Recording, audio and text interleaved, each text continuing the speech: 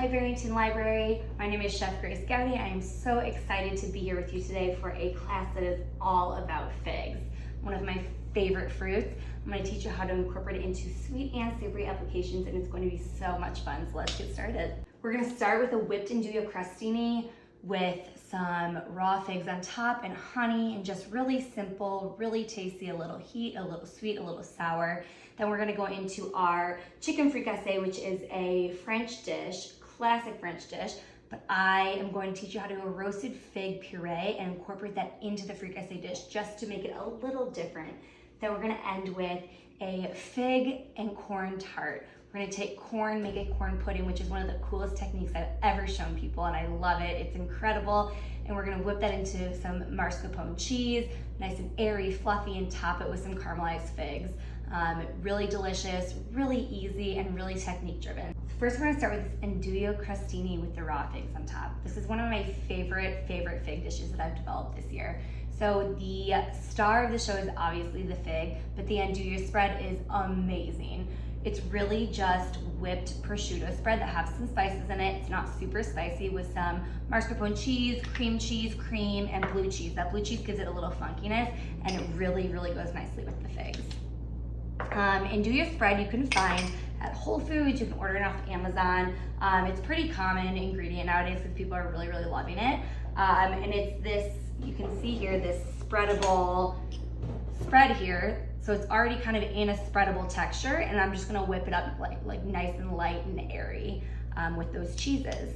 So like I said, this is not very spicy, so don't be scared of it. It's really just prosciutto that they've made into a spread. If you can't find it at your local grocery store, I would highly recommend just getting it off Amazon. So we're gonna do everything in our food processor here. We're gonna start out with our blue cheese and our andouille spread, and we're just gonna whip those together just to break that andouille spread up a little bit. I did temper this spread, meaning I let it sit out for a couple minutes so it was nice and soft so that it's pliable and able to whip into this nice spread. So I just put the andouille and the blue cheese into our food processor. Clean my hands off a little bit. And I'm just going to process this just to get them kind of incorporated together.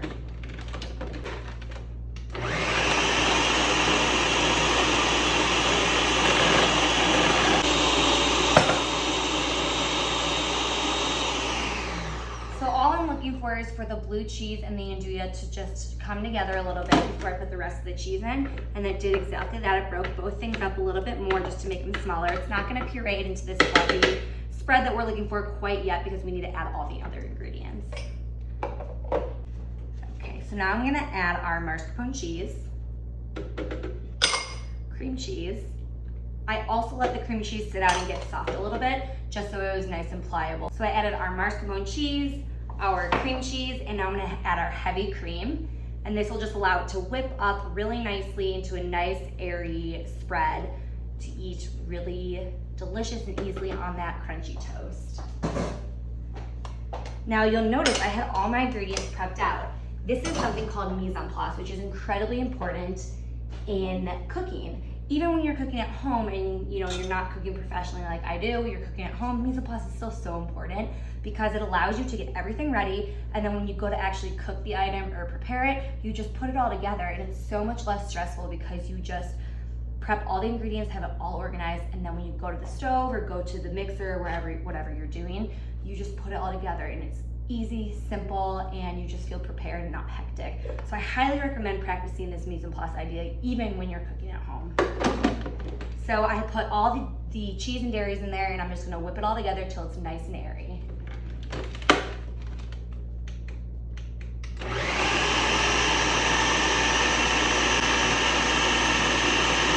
Coming together really nicely. You want it just nice, light, airy.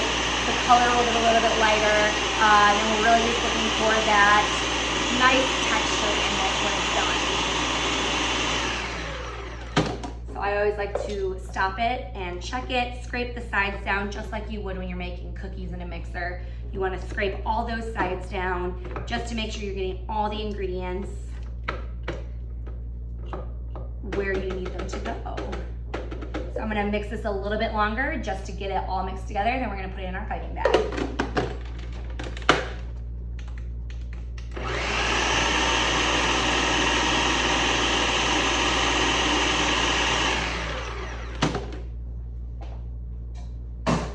We're just about ready here. It is beautiful, it's orange, it's airy, and I know it's delicious. I've made this thousands of times this last few months, just because once I developed this recipe, I started to plug it into all sorts of different recipes. I've done it with peaches, of course figs, zucchini bread, just all sorts of things I've done it with the past couple months. Now, we're gonna put this into a piping bag. If you don't have a piping bag at home, that's okay. You can use a Ziploc bag, that's my little secret. All you're gonna do with that Ziploc bag is when we put the product in the bag, you're gonna put it into the corner of the Ziploc bag and it'll act the exact same as the piping bag that I'm going to use. If you were interested in using a piping bag, they have them at Michael's, Hobby Lobby, you can get them on Amazon. Piping bags are easy, they're clean, and I'm a huge fan of using piping bags for lots of different things. All right, so I just wanted to show you this spread. Nice and light, airy, a little bit different of a color than that deep red that andouille spread had, because we incorporated those cheeses and really whipped them up nicely. So we are going to bag up our spread so that once we have our toast ready, we can pipe it on there really easily. So when I fill a bag, you know, I have a way to do everything. And I love sharing my tricks on doing those things. So I'm gonna fold the bag over like this, so that the inner part is folded over. This prevents the bag from getting dirty, and it's nice and clean, and you'll look clean, crisp, organized. You always wanna, you know, look good to cook good. So I'm gonna put all my andouille spread into my piping bag and scrape out all the last bits here. You never wanna leave anything behind because you don't wanna waste and you wanna eat all of it. It's just so delicious. So I'm gonna scrape all of my goodness into there.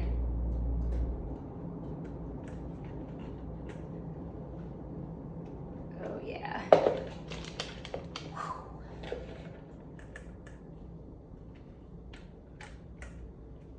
Okay, so I have all my andouille spread in this little bag here.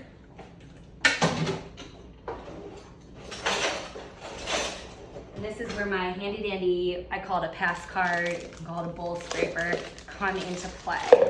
So you see when you bag stuff, it gets all up on the sides there, and you're like, how do I get that to go to the bottom of the bag without wasting this product? So I slap it like that, like you just saw me do, lay it flat, and then I'll take the bowl scraper, the pass card, and I will kind of force it down nice and clean. Now you wanna make sure you're using a plastic bowl scraper, not a metal bench scraper, because the metal will tear the bag. So once it's all clean down there, then I'll use gravity to twist it, and all my product goes to the bottom. Gravity is a crazy thing. Okay, so I have all my product nice and neat in the bottom there. I'm gonna take my butcher's twine here and cut off a nice little string. One string, I'm gonna fold it in half so I have a loop at the end. Lay that down. I'm gonna tie my bag taut so it's nice and tight.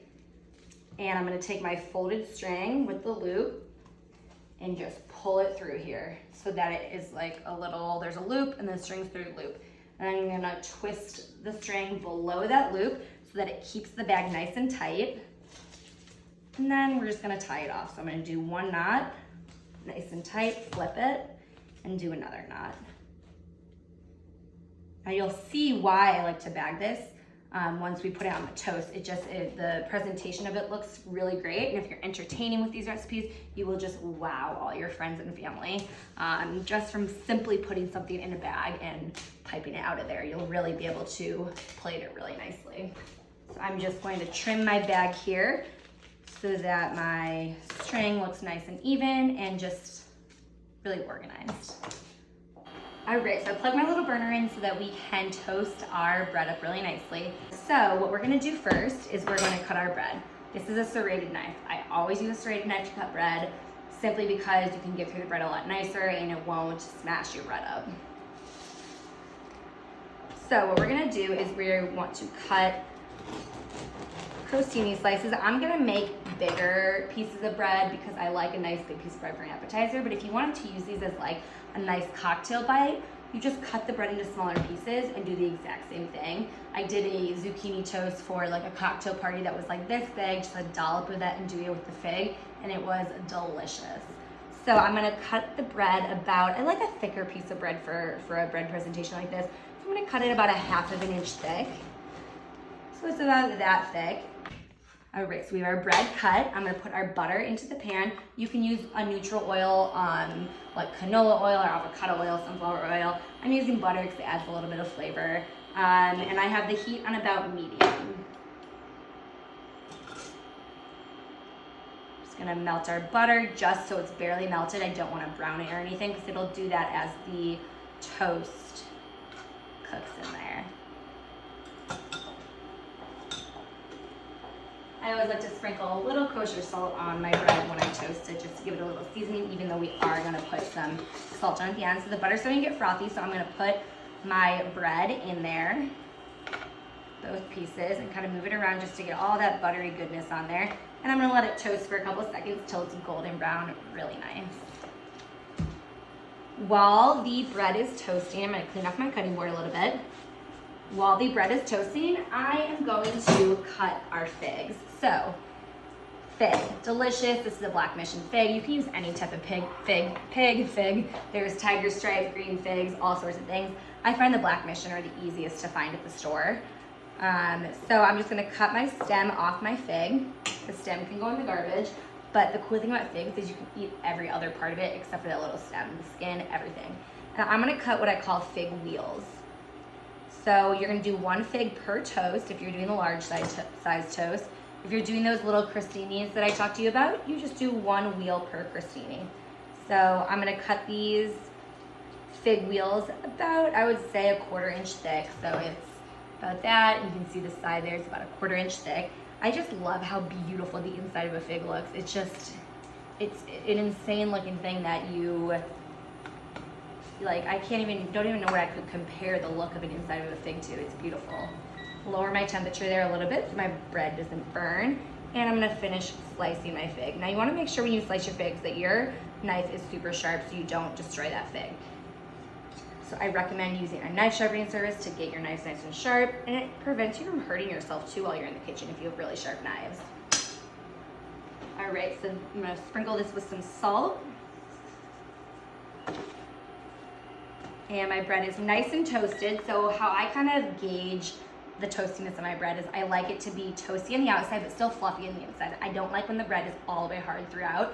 So you want it like nice and crunchy on the outside, nice and fluffy on the inside so you can bite into it and it's just really a pleasant experience. You don't want to like bite into like a rock and bleh. So I'm gonna take my toast out right onto my board here, and this is where I'm gonna assemble it. I'm gonna grab a plate though.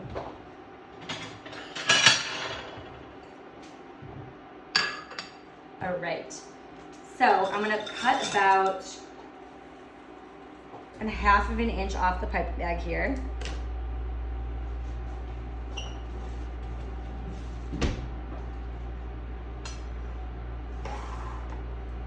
All right, I'm just gonna show you close up how to prepare this toast. So I'm gonna take my piping bag, I cut about 1/2 inch off, and I'm gonna squeeze it in the end and lift it up and just pipe in a squiggle formation.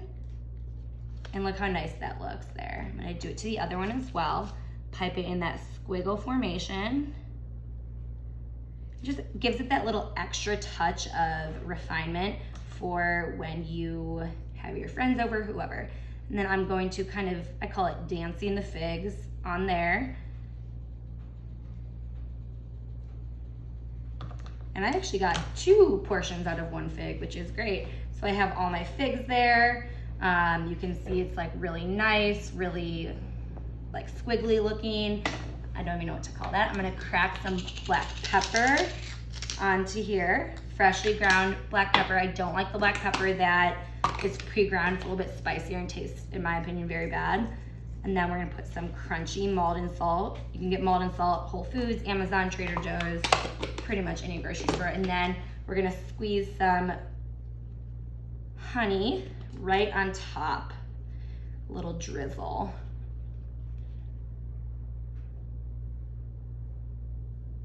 slow like molasses. I'm gonna just drizzle that honey right on top. Beautiful. So you can see my fig toast there. So up next, we're gonna make our chicken fricassee with the figs in it. We're gonna start by making our fig puree so that when the figs are roasting for 20 minutes, we can prep all the other ingredients and kind of work as we go and multitask. Multitasking in the kitchen is hugely important so that your recipe doesn't take 6 hours, it's gonna take 1 hour. So you always wanna make sure you have something going while another thing is happening. This fig puree is a roasted fig puree. So what we're gonna do is, we're gonna cut the stems off because again, we don't wanna eat those stems. They won't hurt you, but they're just pretty fibrous, hard to digest, they're just not pleasant to eat. So I'm just cutting just the top stem off, like no part of the meat or anything, just that little stem part. Discarding those. And then all I'm gonna do is cut these figs in half. Cut them all in half, just to put them in a little bit smaller piece so that they can roast really nicely. Grab a mixing bowl, I'm gonna put my figs into the mixing bowl. And I have here ground coriander, ground dried sage, and salt. I'm just gonna mix those all together and put them over the figs to season them. And I'm just gonna mix these up so all the figs get covered in the spices. It just adds that like layer of savoriness to this puree. All right. And then I have oil and vinegar in here. I'm gonna add half of that, and the other half I'm gonna reserve for when I go to puree this. All right, so it's covered in the oil and vinegar. I'm just gonna put it on the roasting tray, and we're gonna roast this at 400 degrees for 20 minutes. After 20 minutes, these figs will get nice and caramelized. Their juices will start to kind of ooze out a little bit. And they'll be really delicious and ready to puree into that paste for the chicken dish. I'm gonna pop these in the oven.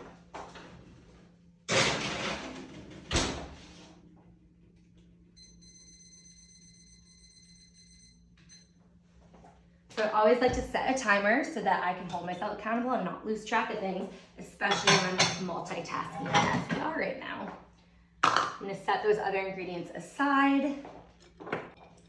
And we're gonna start prepping our vegetables for the chicken dish. So first we're gonna start with the herbs. So I have thyme here, fresh thyme. All we're gonna do is pick the leaves off the thyme.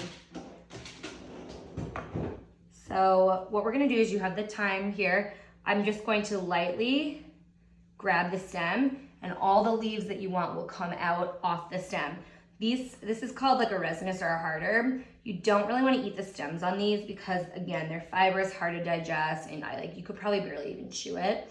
So I'm just taking the stems right off. Now you could just put the whole sprig into your dish, but then you have to pick it out, just like you'll see we'll pick out the bay leaf. And I like a nice bite of thyme leaf, especially with mushrooms, which you'll see. So I'm just getting these leaves off. It's a pretty easy process if you don't have like a lot of time to be picking. All right, so I picked all of our thyme there. That's ready to go. We're gonna mise en place the rest of our ingredients. So we're gonna take the top and the bottom of the onion off. And then I'm gonna cut the onion in half and take all that onion paper off.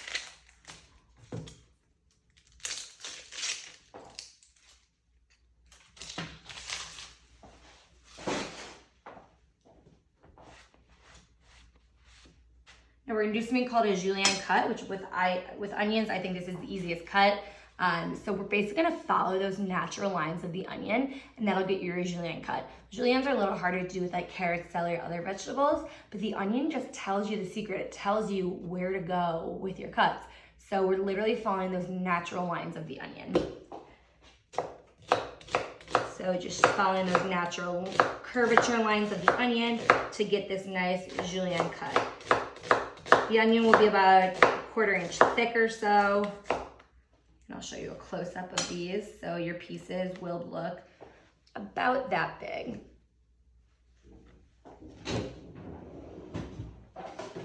put all our onion pieces into a container and set that aside as well. So I just want to get everything ready before I have the pot, because if I'm trying to cut onions and saute something else and doing 17 different things, I'm gonna lose track, or I'm gonna mess up, or something's gonna happen, I'm gonna get stressed out. So I wanna have everything prepped before I go to the heat. Now we're gonna cut our garlic.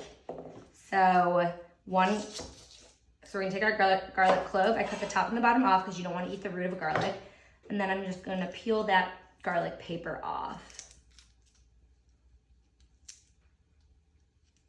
And we're going to mince the garlic. Now I have a little trick that makes mincing garlic a whole load easier. I hate when the garlic papers are so difficult to get off. All right, there we go, now I'm on a roll. Let's go. Okay. Papers galore.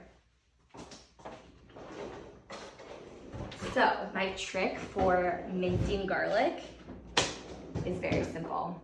We're gonna take our little microplane and our garlic, and all we're gonna do is microplane it.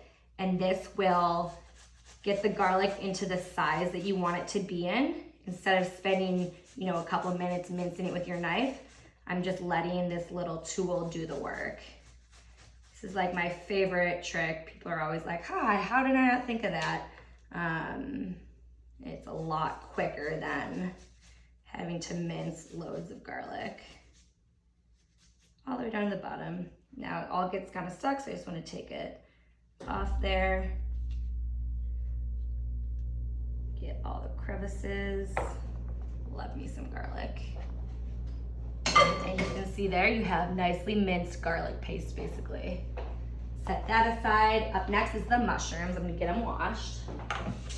So for the mushrooms, for the variety, you can certainly use any variety of mushrooms you'd like. It won't really change it a whole lot. I'm using these cremini mushrooms because they're easy to process and they have a pretty neutral flavor. I'm just gonna trim off the little, the very end of the stems because I still want a little bit. I just kind of want to get that dirty part off.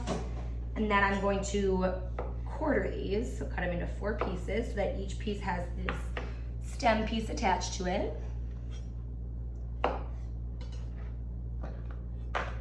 And just continue to quarter all these.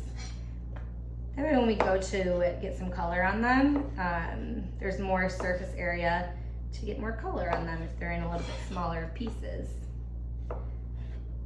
But yeah, you could use a portobello mushroom, you could get fancy and use oyster mushrooms, lobster mushrooms, you could use maitake mushrooms, king trumpet, pretty much anything. There's so many varieties. I love mushrooms. Okay, and set that aside as well. And then our kale. I already kind of cut our kale into pieces, so I'll show you. I took the stems off and they're just in nice little pieces here. So I'm just gonna put our kale back into our container. You could really use any hearty green for this, collard greens, kale. You could use spinach. I just would wait to put it in at the end, but any hearty green would be delicious in this. And you can really swap out any vegetables. If you don't like mushrooms, swap out a different vegetable, etc., etc.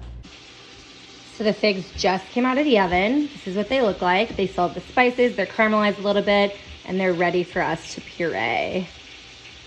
Okay, so our figs are out of the oven for the puree. And now we're going to work on making our fig puree. Very simple. Once we roast the figs on the pan, we're gonna scrape it into the food processor, like so. Get it all in the food processor here.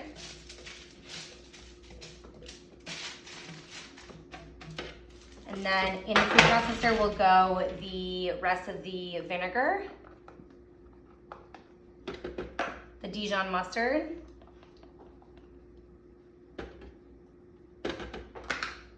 and the water. All the water is doing is helping it get liquefied and pureed. Put our lid on the processor. And just mix it all around till it's nice and smooth.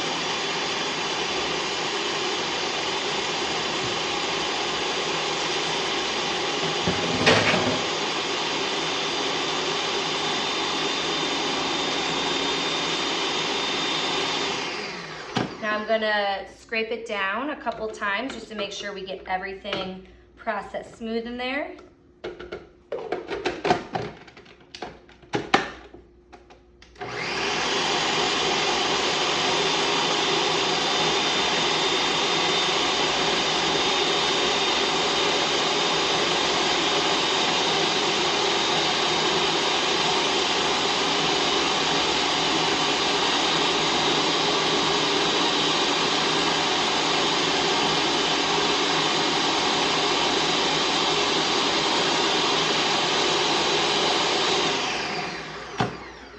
Again, I'm gonna scrape it down. Now, if you don't have a food processor, a blender will work just fine.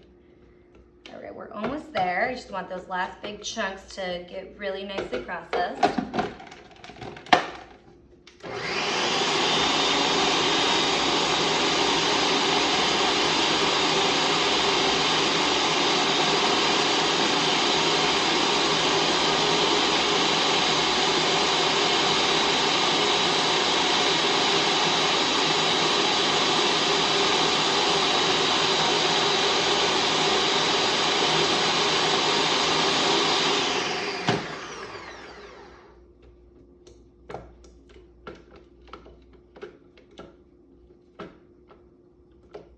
All right, nice and smooth and pureed, and that's exactly what we want to go into the chicken dish.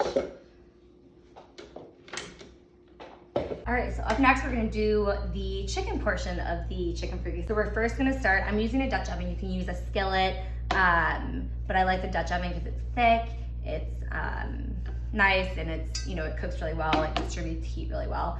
We're gonna season it, we're gonna pat dry our chicken, season it, and sear it in some butter skin side down to get that skin nice and golden brown and crispy. Then we're gonna pull that chicken out, do the same thing to mushrooms, pull the mushrooms out, and then put the onions in and cook everything, and then bring it all back together. And it's gonna be delicious. We let it simmer for 30 minutes, and it's so yummy at the end. Okay, so I'm gonna take some paper towel, and I'm going to pat dry the skin of the chicken, because when we wanna get crispy skin chicken, we want that skin really dry, no moisture, to achieve the crispiest, crunchiest skin. Now you could even let your chicken air dry in your fridge overnight, or just use this pat dry option.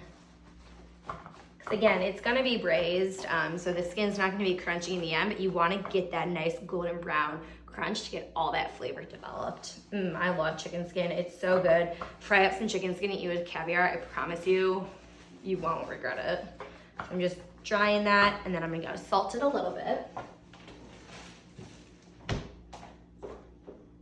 And while I salt it, I'm gonna get my pot getting hot. I have it on about a medium-high heat. And when I salt, I do it up high here like this, and do both sides. Just season it to my palate and what I think will taste good, but I would say it's probably about like a 1/4 teaspoon or so on each, if I was guessing.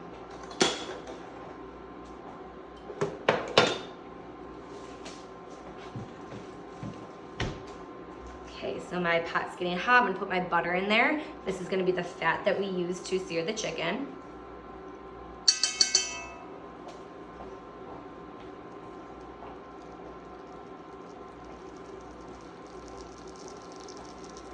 Love me some sizzling butter. Smells good, tastes good, and sounds great.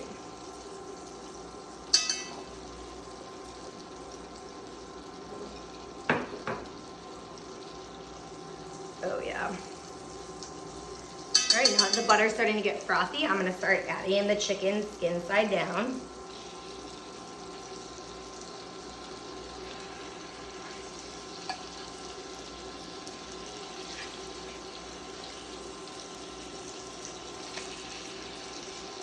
Turn up the heat a little bit and let that just get nice color there. It's gonna take about 4 to 5 minutes.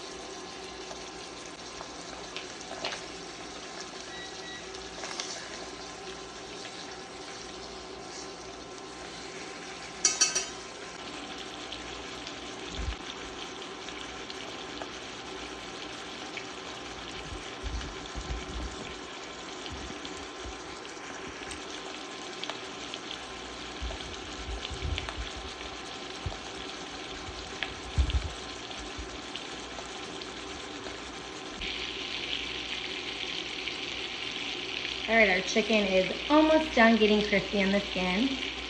All right, so we're gonna flip the chicken over and cook it for about a minute on the other side, nice and crispy brown here. And we're gonna cook it for about a minute just to get that other side cooked.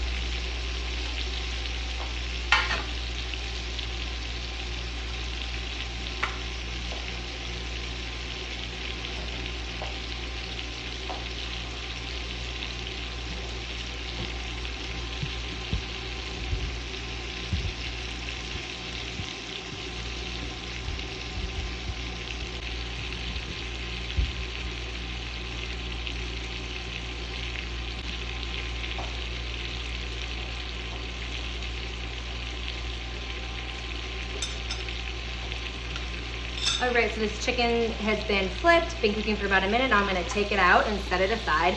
Obviously the chicken's not fully cooked, but when we put it back in the pot with the braising liquid, it will get fully cooked. So we're doing this so that we can cook all the veggies and deliciousness in this chicken butter fat here. So now right away, my heat's about medium low. I'm gonna add the mushrooms in there.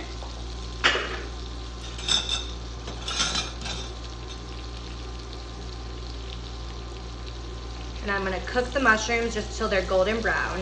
And same as the chicken, I'm gonna pull them out after they're done and set them aside.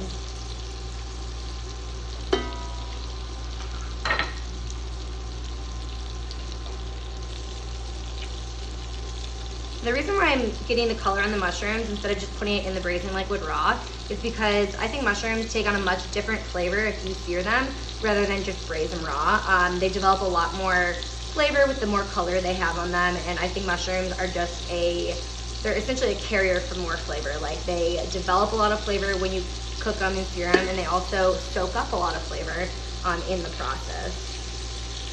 You'll see all the brown stuff on the bottom, that is all flavor. It's called pond, and once we cook our other veggies, we'll be able to, I'm scraping it off a little bit, but once we add our wine and deglaze, we'll be able to scrape that all off, and that's all delicious flavor that you want.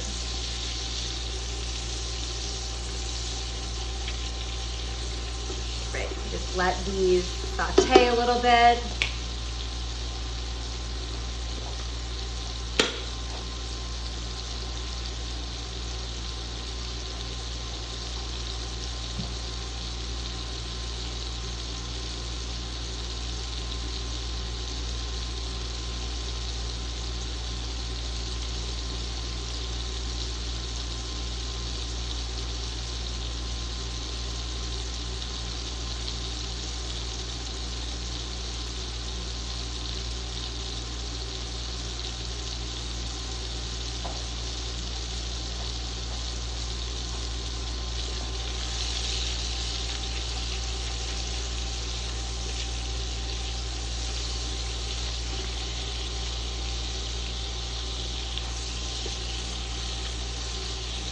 Nothing's better than the smell of some butter and chicken fat, because when you cook that chicken, the skin, some of the fat from the skin comes off and stays in the pot, and the flavor on that is just so amazing.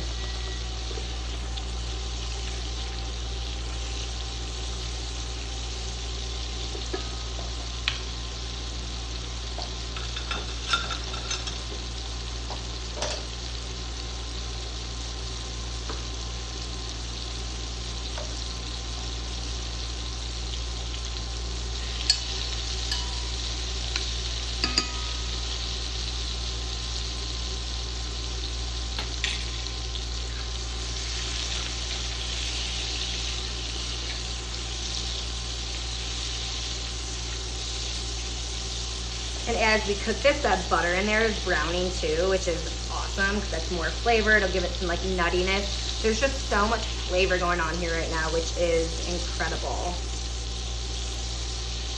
Cooking's all about building flavor, building from the ground up, and each step is so important in achieving and building that flavor.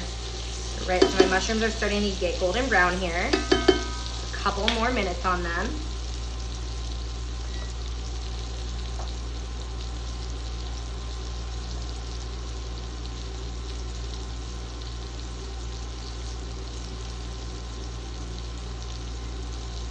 Looks so frothy and delicious, and it smells even better, and I'm sure you can smell the same thing I'm smelling right now, which is just savory umami deliciousness.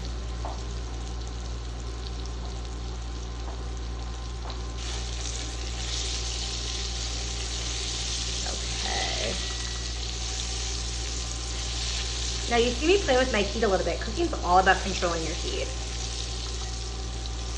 Now my mushrooms have some color, which is what I want. I'm going to take them out with a slotted spoon so that all that fat can stay in there, because we're gonna reuse the fat to do the onions and the garlic. Now this is the last time we're gonna take something out and put it back in. Okay, so we still have all that delicious fat in there.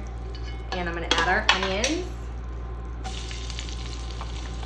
We're gonna saute those up. Now we're sauteing the onions, but we're also bringing them to a point where they're caramelized. Caramelized onions just are so much more flavor than like translucently cooked onions. So we're gonna bring this pretty deep in color. Caramelized onions, you wanna kinda cook it slow and low a little bit. That way it doesn't burn. And those onions are just coated in all that fat, which is delicious.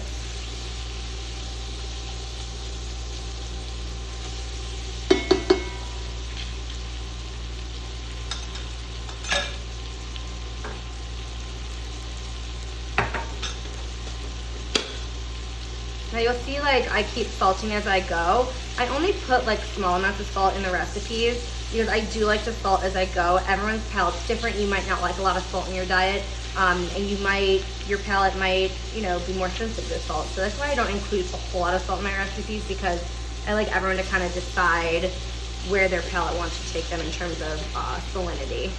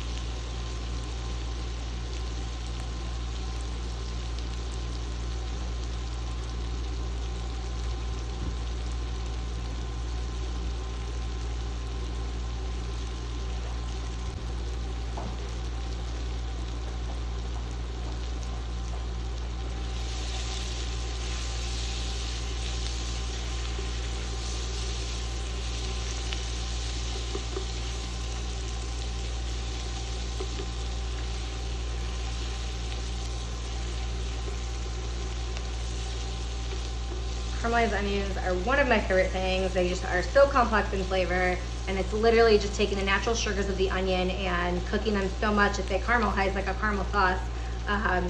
You can do so much with caramelized onions. You can whip it into a butter, you can make a sauce out of it, you can do all sorts of things with caramelized onions to add so much flavor. Throw it in a grilled cheese, put it in soup, so many different things to do with caramelized onions.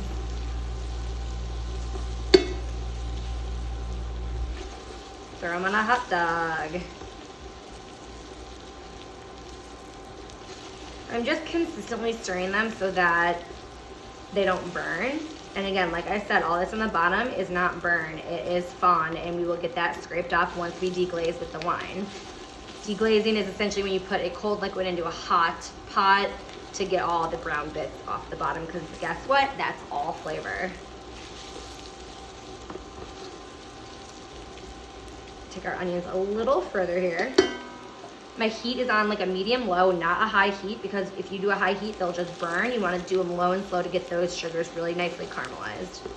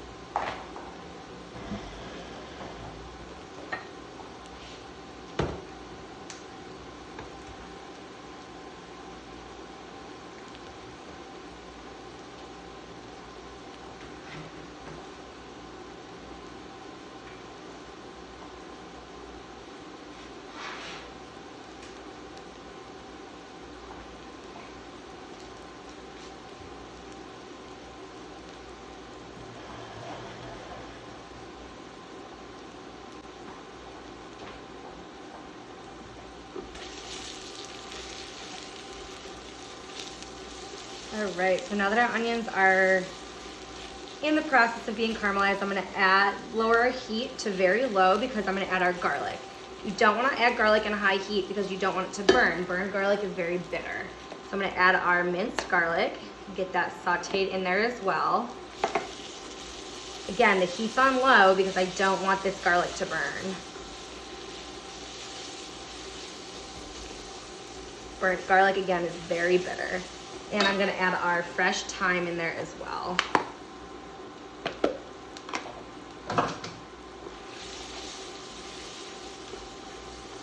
Now it's really smelling even more delicious than it was 2 seconds ago.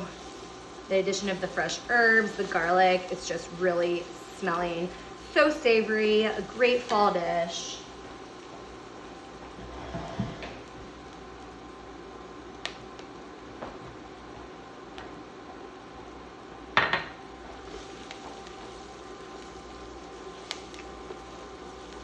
Now what we're gonna add next is our fig puree. Nice thick puree. And we have to be careful when we add this. We still want the heat low because this is so much sugar in this fig puree, it's gonna burn if you add it with too high heat. And you don't wanna leave it once you add it. So I'm gonna add all the fig puree here. And mix it around with the onions. Get all those onions coated. And I do want this puree to caramelize slightly, but not burn. So I have it on like a very low heat. And you can see some of that fig puree is deglazing the bottom there, which is awesome. But I need to get this hot enough again so that when we put the wine in, it really deglazes nicely. So just like you would like caramelize tomato paste for like a brown stock, if you've made that before, I'm doing the same thing just with fig paste. Just letting it caramelize a little bit here with those onions and garlic and stirring as I do it. Again, making a braise, a stew, a sauce, a stock, whatever it may be, is all about building flavor. And each step and each caramelization and adding ingredients at certain times is all about flavor and developing that flavor in the right way, in the most delicious way, and all technique driven. You know, because some people would ask me like, why can't we just add everything all at once in the pot and call it a day? Well, if you do that, your dish at the end will taste a lot more bland than if you were to develop flavor like I'm showing you.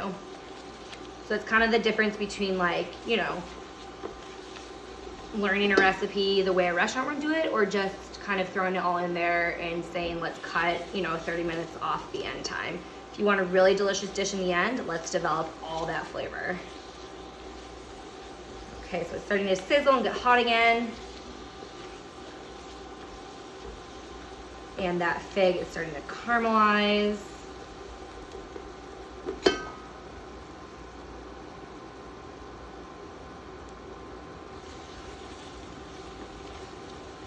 All right, so now is the time I'm gonna add the wine. So now I have it on about a medium heat because once the cold wine hits, it is going to cool it down a little bit. So I'm gonna kind of move the fig to the side because I wanna hit that spot there with all that fond. Ready? Let's do it. Best sound ever, and I'm gonna use that heat to kind of scrape all that fond off the bottom for all that flavor, and then start moving that stuff around. Now what we want is we want this wine to reduce and cook the alcohol out of it. So we wanna cook the alcohol out, reduce the wine, and scrape that fond off. My heat's on low again, and now that the wine's cooked up, we're gonna use Wondra flour. I like using Wondra flour when I make a pan roux instead of a roux ahead of time because the Wondra flour is a lot more fine than a regular AP flour. So it will go into stocks and sauces and all that without clumping. If we were to throw AP in here, it might clump a little bit. So since we're making a pan roux instead of a roux ahead of time, I like to use Wondra for that. Wondra flour is those little blue bottles at the grocery store. It's something my grandfather taught me, not something I learned in culinary school, and it's just like a little trick shortcut I like to use for these pan braises like this. So the Wondra flour is in there. I'm gonna stir it all. And the nice thing about Wondra flour too is you don't really need to cook it out too much because it cooks a lot faster. The flour is just to thicken up the end result. You can see it's thickening that fig up too.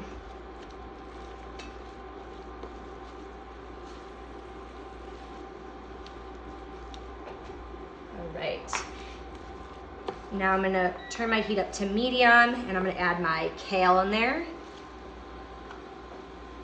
and mix that around just to get that kale, the chill off the kale a little bit. And we have 1 bay leaf. I'm gonna add the bay leaf in there. We've gotta make sure that we find it later to pick it out. And I'm gonna add all of our stock in here. Now all we wanna do is incorporate it all together and start bringing this up to a simmer. So I'm just kind of mixing all those figs in there to get all that mixed in.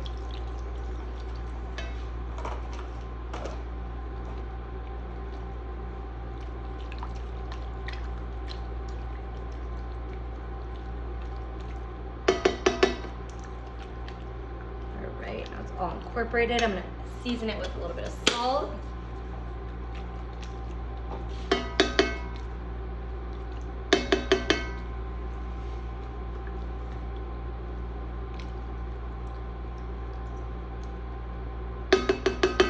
I'm going to add our chicken back in so that we can continue to braise our chicken.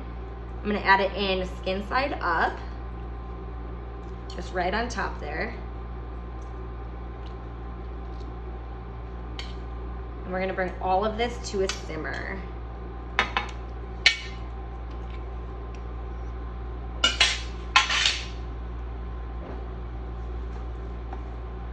Now once it's at a simmer like you see, I'm going to cover it. And we're gonna simmer it for 20 minutes covered. Okay, so the 20 minutes of cooking the chicken with the lid on while simmering has gone by. And now we're gonna cook it lid off for 10 more minutes. I'm just scraping the bottom to make sure I get all that delicious fond off that may have developed during the simmering process. I have the heat on low and I'm just going to simmer it uncovered for 10 minutes so that it allows it to reduce a little bit. Okay, so our chicken just finished simmering, 20 minutes covered and 10 minutes uncovered. The sauce is really thickened, deep in color and flavor, and looks great. So to finish it, we are going to take the chicken out of the sauce right now and try to shake off all that sauce back into the pot.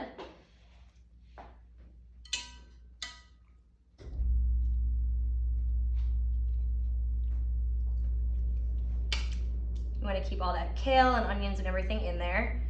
We're just taking the chicken out. The only reason we're doing this is because we want to reduce the sauce a little bit and then get the cream in there and reduce it, and we don't want the chicken in there with it because we don't want to overcook it and it'd be a little harder to incorporate all that with the big chunky piece of the chicken in there. So I'm gonna put the heat on and bring it back to a simmer. And just scrape down the sides here.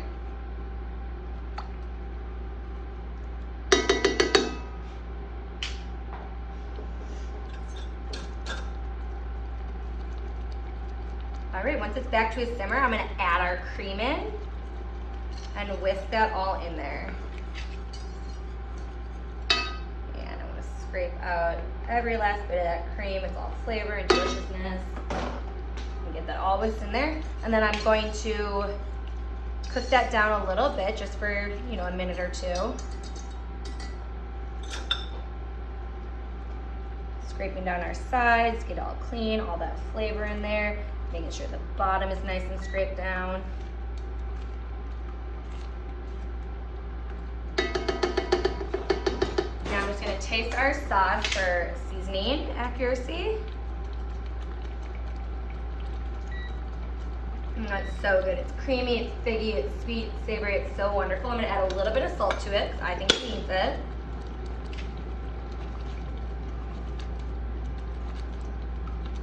All right, taste it again. That is so good. Okay. I'm gonna add our mushrooms back in while it's simmering. Stir it all in. And now our chicken's gonna go back in. Skin side up.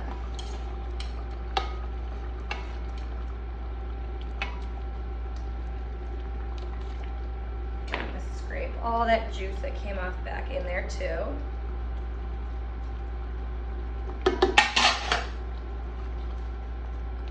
We're just gonna simmer it a second, just get all the flavors melded. And we're gonna turn it off and we're gonna eat it hot, steamy, delicious. I love this dish because it's complex. There's figs in there, which adds to the sweetness. The sauce is velvety, a great texture. The chicken's nice and tender, has loads of flavor. And it's just a great figgy dish for the fall months. So delicious. The chicken's just tender, falling off the bone here.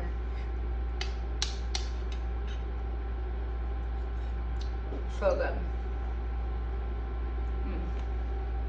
Now, you could eat this as is or over a bed of rice or quinoa, couscous. It'd be super good either way.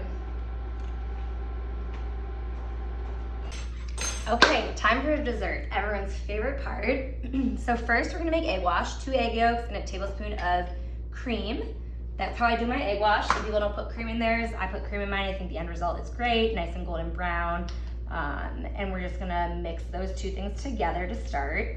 So it's just the cream and the egg yolks. I'm just mixing it with my brush here until it's all mixed up. And then I just have store-bought puff pastry here. Puff pastry is really difficult to make. So I use the store-bought kind. It is a great product, I think, and it makes for an easy and elegant dessert. So all we're gonna do is cut this puff pastry into 4 pieces equally. So you get 4 little squares, just like this. And then I'm just putting the floured side down on the board. And then we're gonna take our paring knife and we're gonna do a little like 1/4 inch border, but I'm not going through all the way through the dough. I'm just doing like a little trace, barely scraping it, just so that this gives it a little border so that the sides puff and the middle stays down. So again, just a nice border here. And this will allow the sides to puff up and the middle to stay down and make kind of like that crusty border for our tart.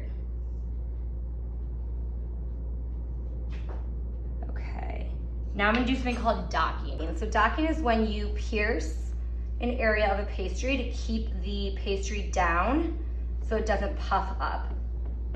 So I am just poking holes in the center of that border all the way down to the cutting board so that the dough stays put and doesn't puff up too much.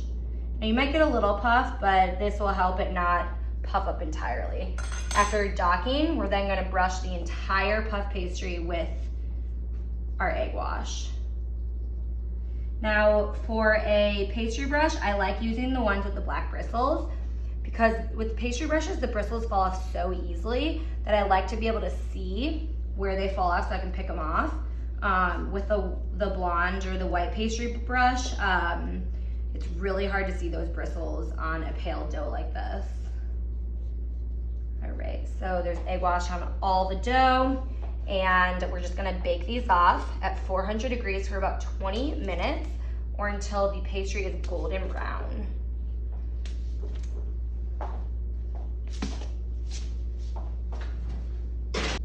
All right, so the next part of the dessert is the corn pudding. So this is such a technique that some people look at and are like, that looks so difficult to do, but it's so incredibly easy. So all we're gonna do is cut the kernels off the cob, blend it till it's a juice, and then strain it.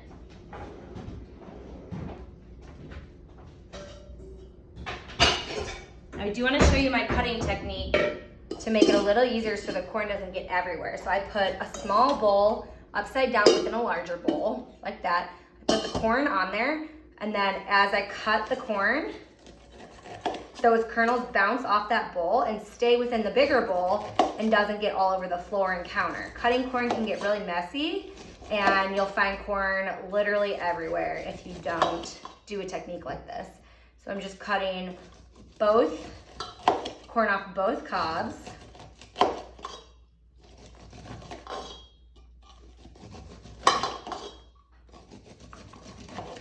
All right. And we just take our bowl out, shake it off to get all the corn in the bigger bowl. And all we're gonna do is put all these kernels in our blender.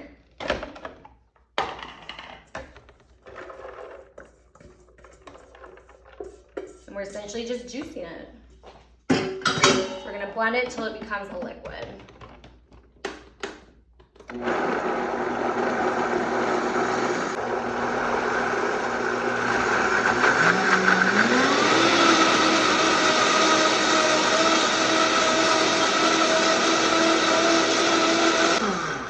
Okay, now that the corn is all liquefied, I'm gonna scrape it all out, and I'm gonna scrape it into our fine mesh strainer. This will get all those like hairy fibers out of the corn and just leave us with the liquidy starch that we so desire for this. So I'm just putting that through my fine mesh strainer and pushing it through just to get all that liquid out.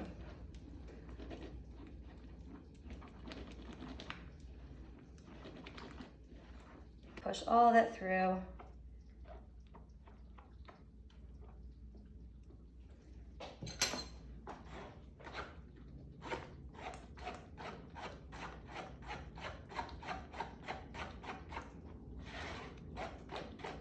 Now with those extra cobs, you can either compost them or use them to make like a cob stock. I usually make a cob stock and then like I'll put the corn, cover the cobs in water, and then boil it for like an hour to get all the flavor out and make a cob stock. And then I'll use that to cook polenta or grits.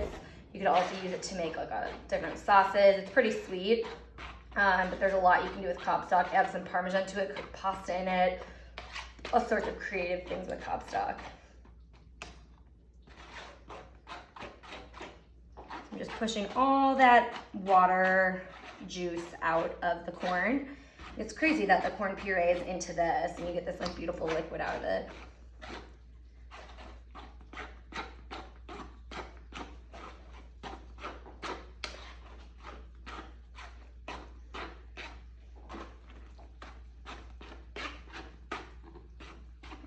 Okay, you'll be left with some pulp like this.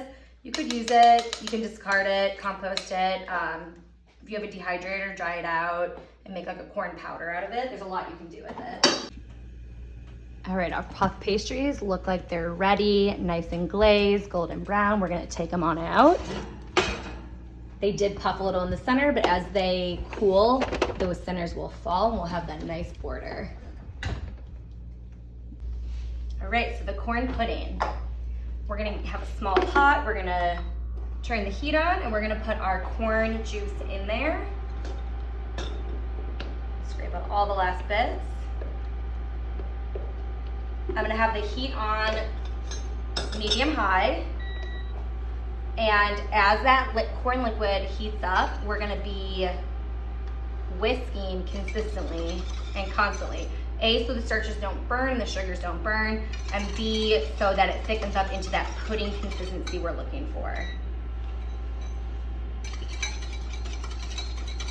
Corn pudding is one of the coolest things I've seen done, have done. I think it's so cool to take a single liquid from a singular ingredient being corn and be able to cook that into this like thick pudding. It's incredible to me. Like food in the way it is with science and all that is so fascinating in my opinion. Maybe that's why I'm a chef, who knows, but I think that this technique is so cool and so versatile. There's so much you can do with it, and it's literally just corn. That's all it is, it's corn.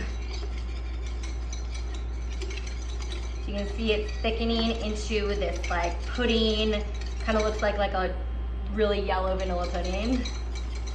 And I'm just consistently whisking it to get it very pudding-like.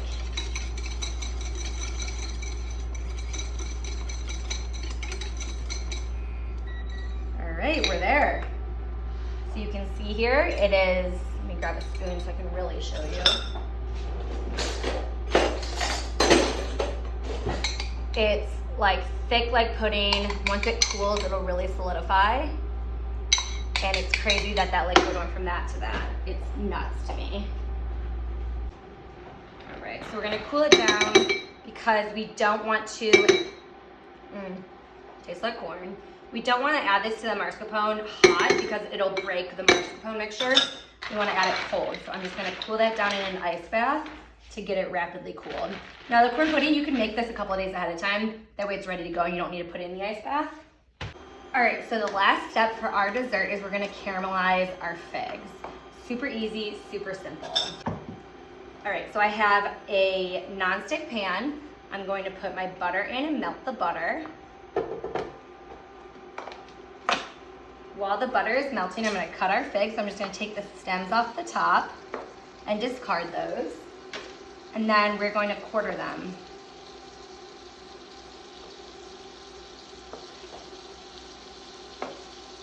Now it's gonna be 1 fig per tart. As butter is melting, I'm gonna lower my heat to a low temperature so the sugar doesn't melt. The butter is melting, I'm gonna add the sugar and mix that around and essentially make a pan caramel out of it. I have heat on like medium low. And as that sugar is caramelizing, I'm gonna put the figs in with the inside surface face down, and then we're gonna end up flipping them. So I want the sugar mixture to caramelize as it cooks the figs. We're gonna make like a figgy pan caramel out of it.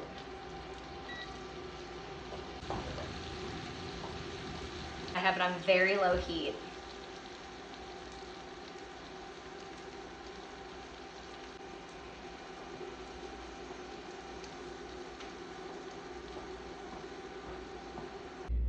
We're going to put our mascarpone cheese into there. Mascarpone cheese is nice because it's sweet and savory, so it's really, really nice for desserts because of that kind of like multi-flavor thing that it's got going on. Ricotta is the same way. Ricotta is not quite as sweet, but it's good in desserts because it kind of balances out a sweetness of a dessert. Just like ricotta's in tiramisu, kind of that idea. So we're gonna whip this mascarpone a little bit to get it nice and airy.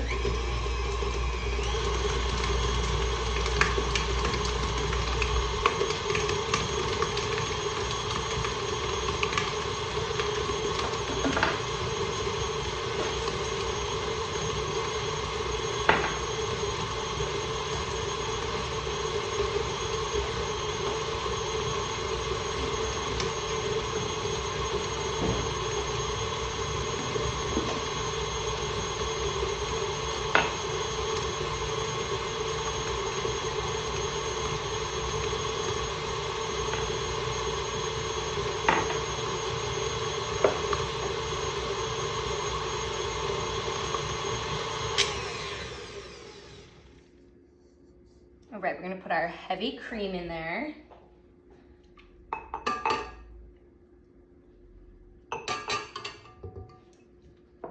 And whip it just like we would whipped cream, just have mascarpone in it.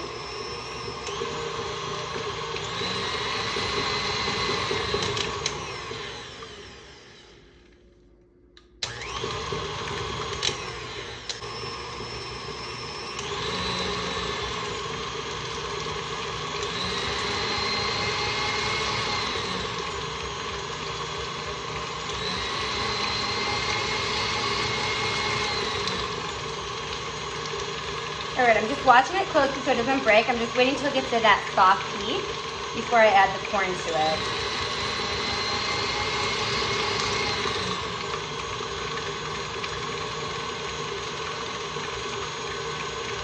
All right, once I've whipped it slightly, I'm gonna add a tablespoon of powdered sugar to get that whipped up.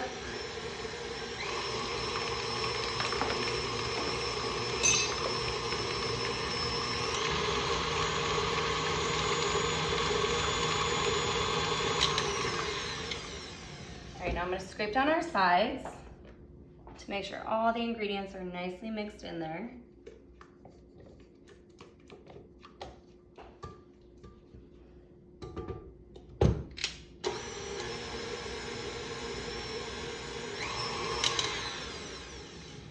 Okay, so once this is at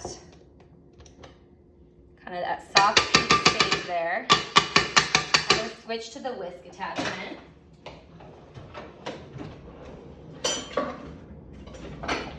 We can pump all this air into there.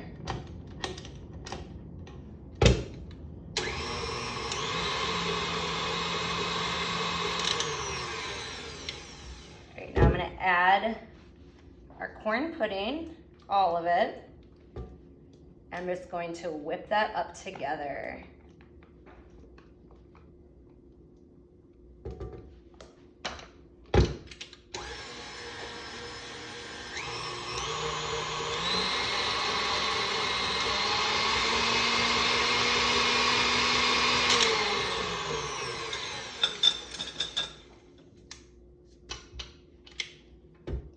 I'm just looking for that like stiff consistency.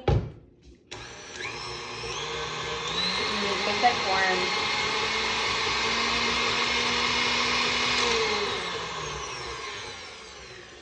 Alrighty.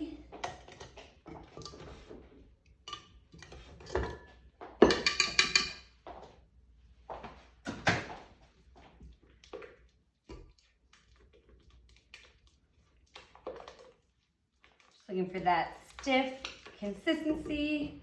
And now we're ready to build our tarts.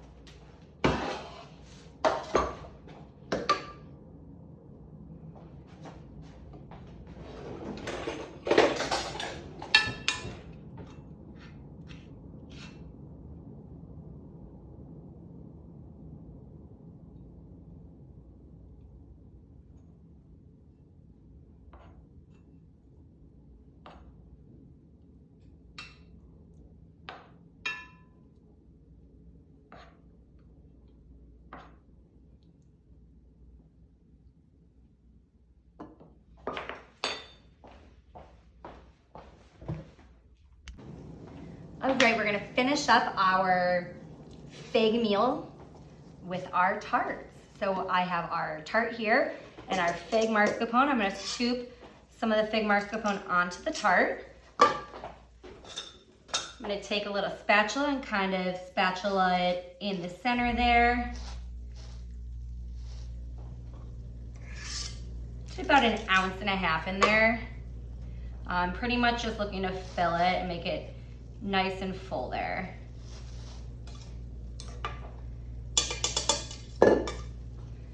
Now up next, very careful because it's hot, I'm going to put our caramelized fig pieces in there, making sure I get some of that caramel sauce with the figs.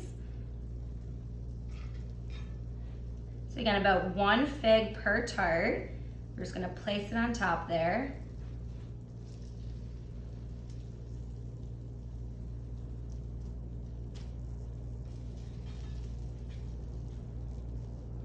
Beautiful, rustic. And then I'm gonna spoon some of this extra caramel sauce over the top,